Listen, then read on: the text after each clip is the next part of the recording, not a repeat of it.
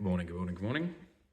I thought I might strike while the iron's hot. I found this is the best way to charge out at the beginning of the day with the highest level of intention. And it's a gift to my generation, I suppose, if everyone can, ignore the fact that I have stains on my jumper. This is the same jumper. I haven't had a shower. I've had one sip of coffee. And these are the things that we can do now because of technology. And so we need to get comfortable with using these things for bigger and bigger issues and less for gossip and pornography and consuming of the pipeline of media and government that existed for that small amount of time and now doesn't exist anymore. In Western Australia, we have some strange things going on. And I've been pretty critical, but there's also some wonderful opportunities that we have in Western Australia to do with where we're making this transition, like how we are as a state and what's happening with technology, and all of these specific regions are going to be affected in different ways in this transition. And we need to start getting used to that, to standing on our own feet and saying, what do we have and what is coming? I have a traditional, I suppose you'd call it, leaning towards the Liberal Party because my father supported the Liberal Party.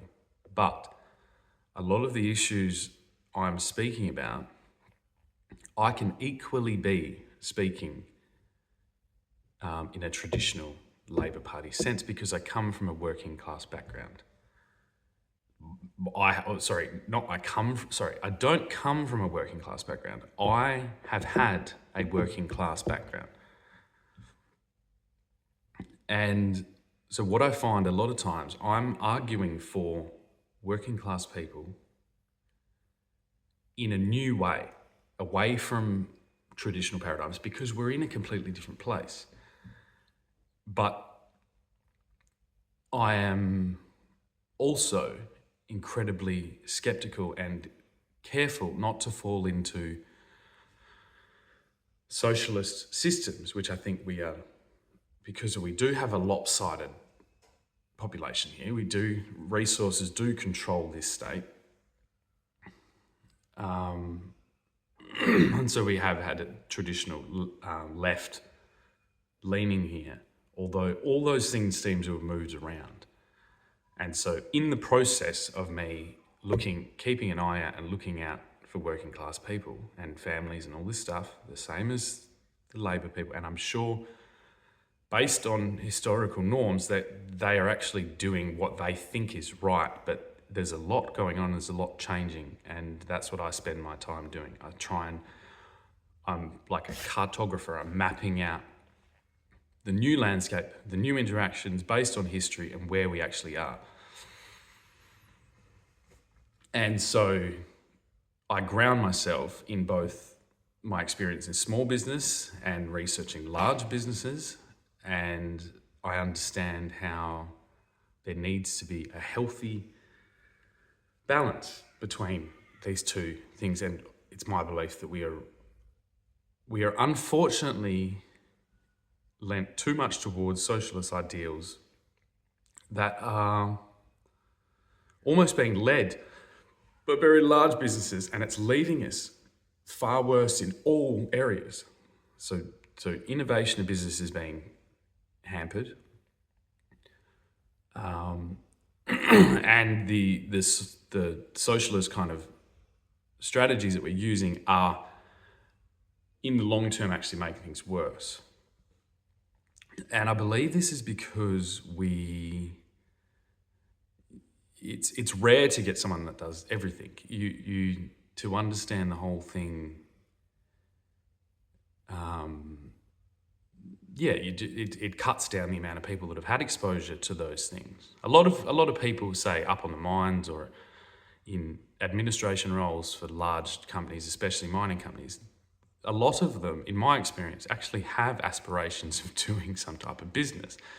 It's just that until they make that leap, jump in, and are maybe 5-10 years down the track, they won't be realizing the restrictions that this overall system is placing on them. It's actually, it's killing it's defending against any type of new growth.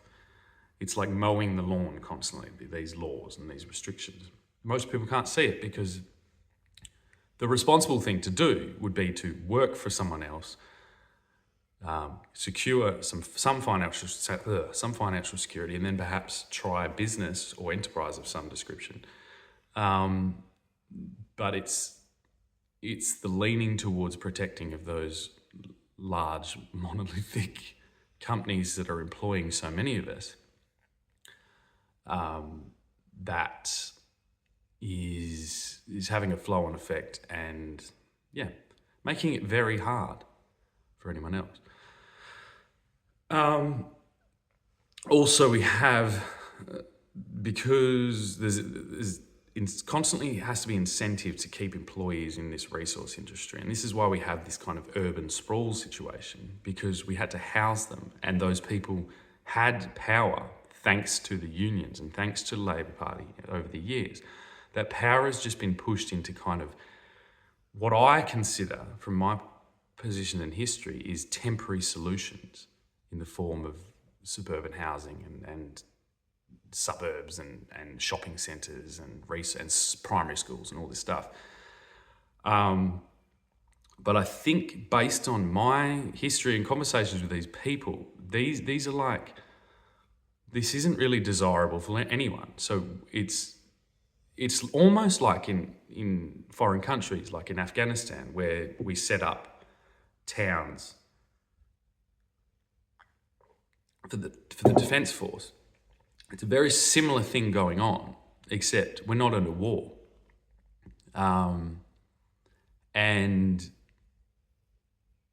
it's leading to a status quo of existence that is being sold and then promoted as progress, as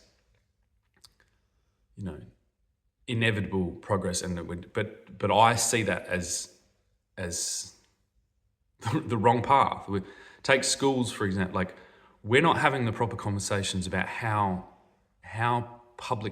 all schooling is actually going to be affected by technology, and whether these schools are leading to individuals that are going to be capable to be able to make the necessary changes that we need. We're kind of stuck in this idea that I believe was sold to us mainly by the United States.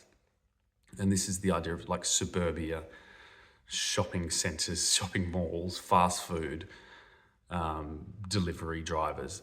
When my interaction with especially most Australian men who are the ones going up on these places, is that they've got the same ideal I do. They want, a nice bit of land. They can go and sit in peace and quiet and maybe plant a couple of trees and have a couple of sheep or do whatever.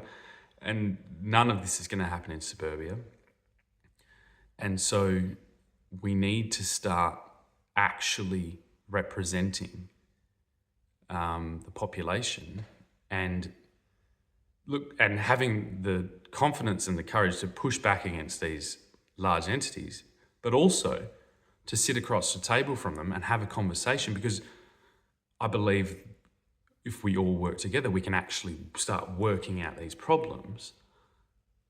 It's just not going to be sold to you. It's going to be different. Maybe we can develop them. And I'm just happen to not be afraid of billionaires. I think I've always been looking up to billionaires, so I don't mind having hard conversations with them. And I think we can start filtering out what everyone actually wants and is thinking. So second video today, I thought I might continue my friendly vendetta against Andrew Forrest that started 15 years ago now. And I won't get into the details because I've spoken about it before. But I'm sure he can take it because he's a capable success story, really. One that I think a lot of West Australian men probably aspire to some level, of success in alignment with Twiggy. Coming from a pastoralist background, I roughly know his story. Definitely not lacking in ambition in any way, and continuing that into his older years. I'm going to run out of storage, bugger. But I think it's through his story that we can almost, and you can see that this is a consistent thing that Mr. Forrest is attempting to protect, with his purchases of, Australian apparel companies and maintaining that stockman, pioneer image that he is a great example of success within.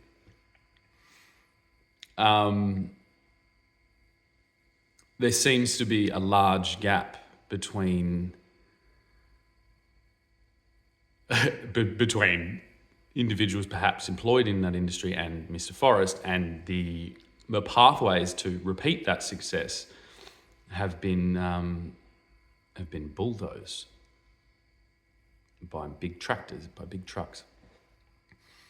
And fire breaks and fences and all types of things have been installed since the glory days, the Wild West days, where individuals that went from whipping cattle in a cattle yard went to assembling large multinational mining companies and then establishing suburban yards down in the metropolitan region.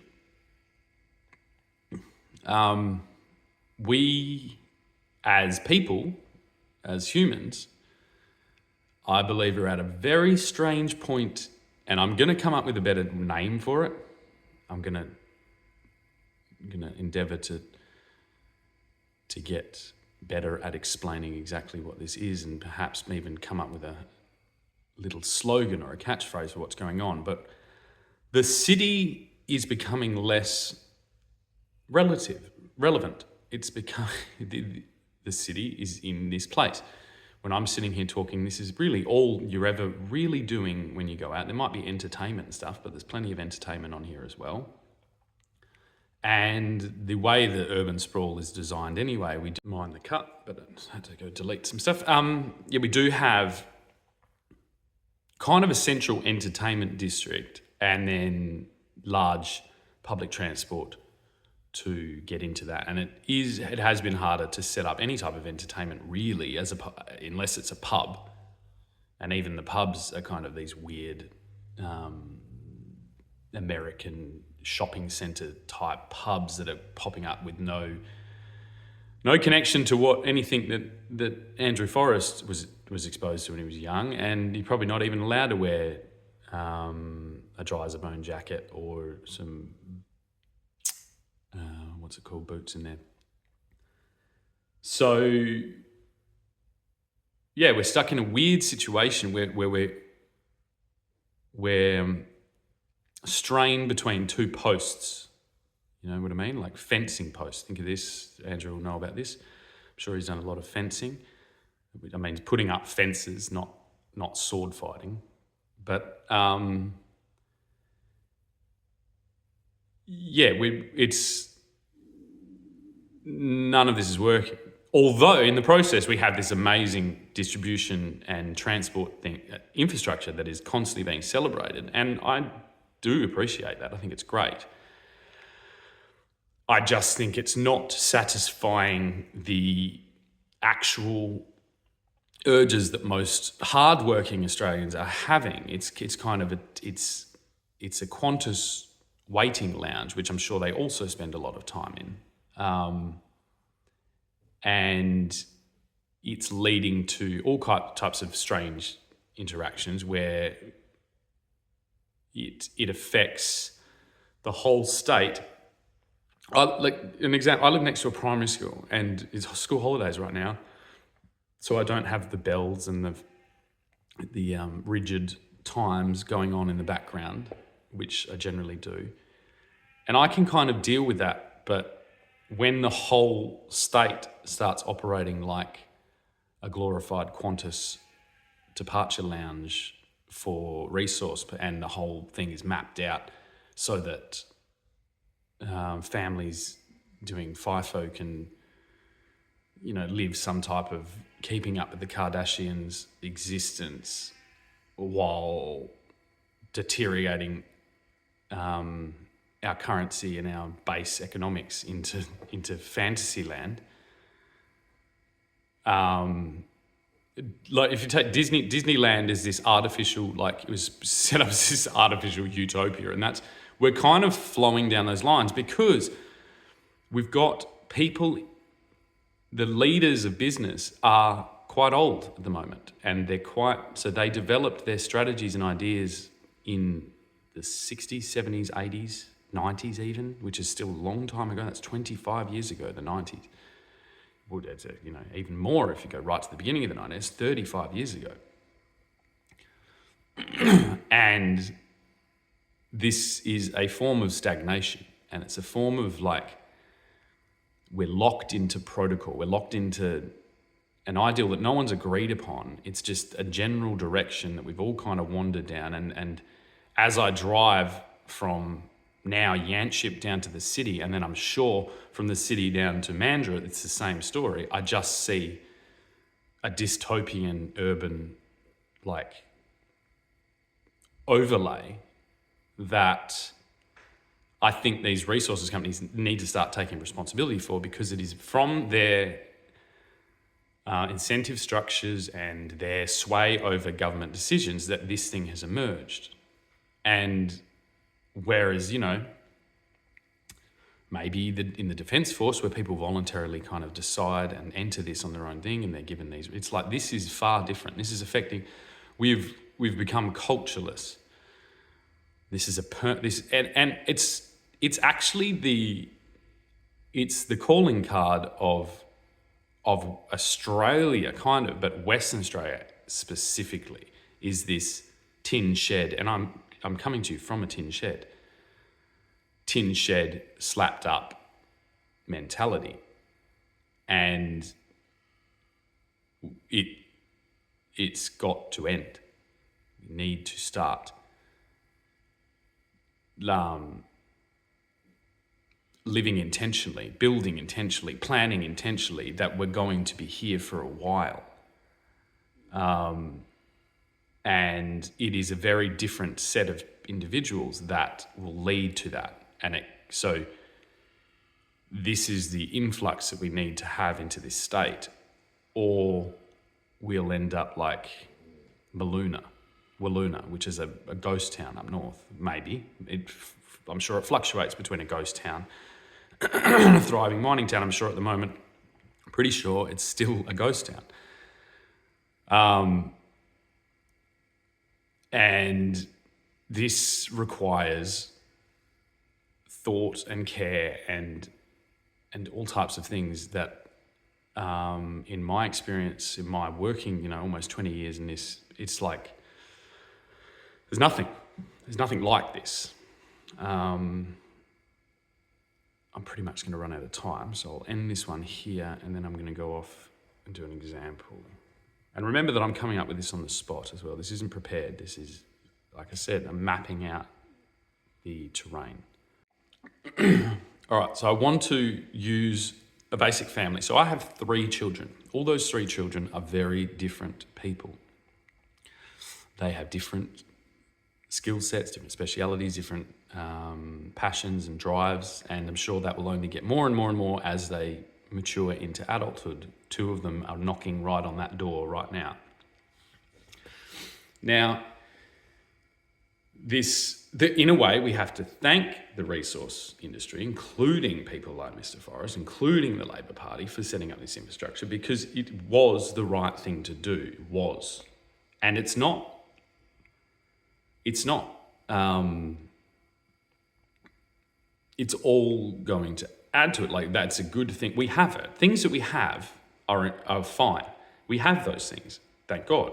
We have a train to Ellenbrook. We have a train to Yanchep. We have a train to Mandurah. We have a train to Midland. We have a pretty impressive public transport system. Wonderful. That snakes its way through a very, very large area. This is, a very hungry government to get their foothold on this region, to provide them with the money they need to be so inefficient. If it was a business, it would be, this is like kind of early level businesses will fall into this. So it's all marketing and less infrastructure development long term. And as the speed of the internet has thrust into the business world in the last 20, 30 years, this is what everyone has done. It's selling and marketing and less development. And you've been allowed to get away with that because it's been working. And when we jumped from marketing being throwing darts as a board to mathematic algorithms with almost guaranteed certainty, you can see why we led to this. And it's okay. It's okay. But it's going to stop working. And so we need to fill in the gaps. Like I said to Mr. Cook not long ago, well done on the train lines. Now we're just going to fix everything in the middle. And I suppose we are conquering this land in a way. So it's like, people, I even, will drive through a fast food thing is like a bit of a perk on it at the end of the week or something like that. It's fine.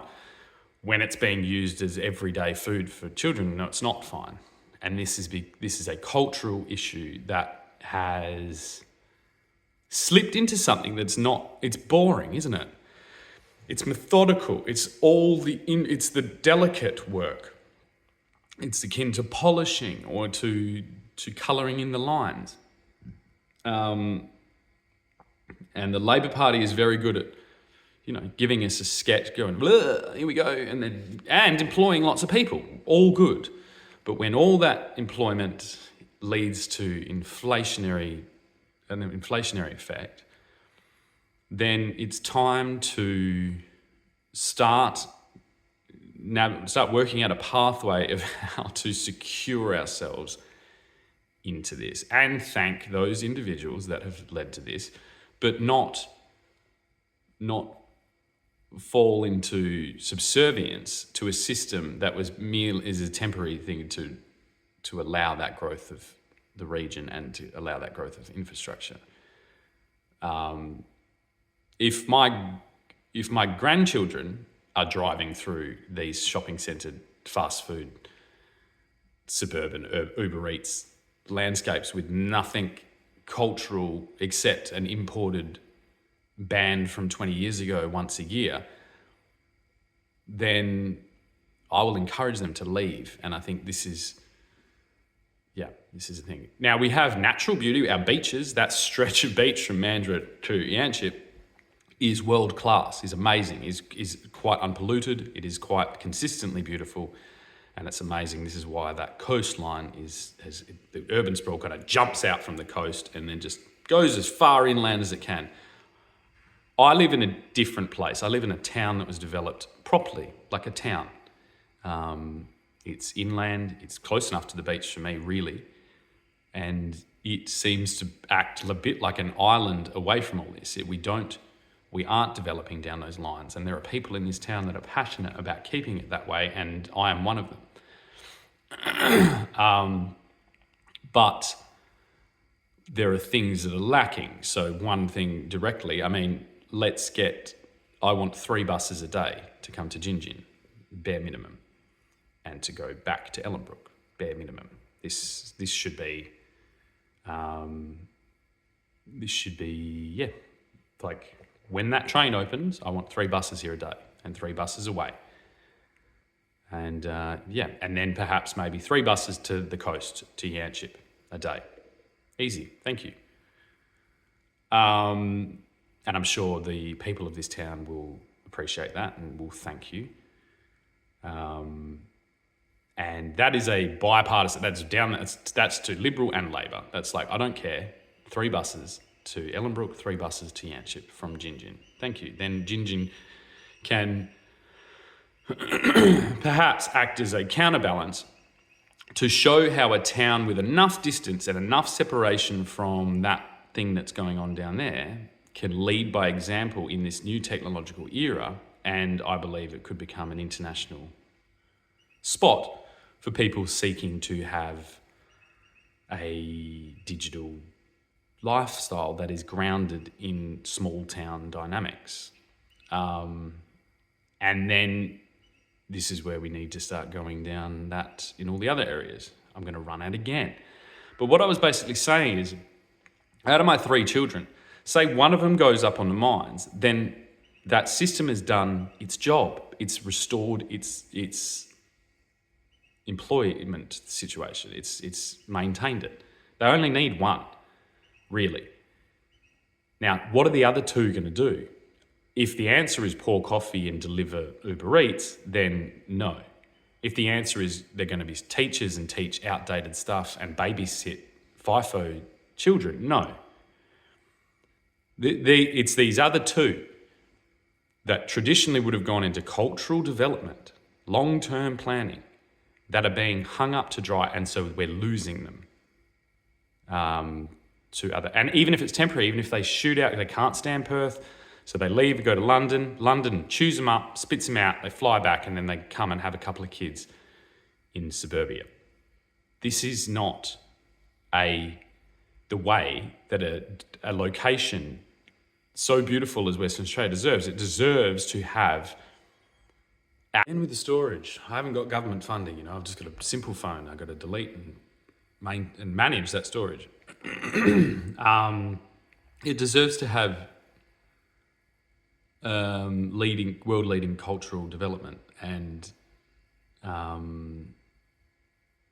it's completely lacking. And this leads to either people leave. So what the effect is like this adds to the antisocial things in our society.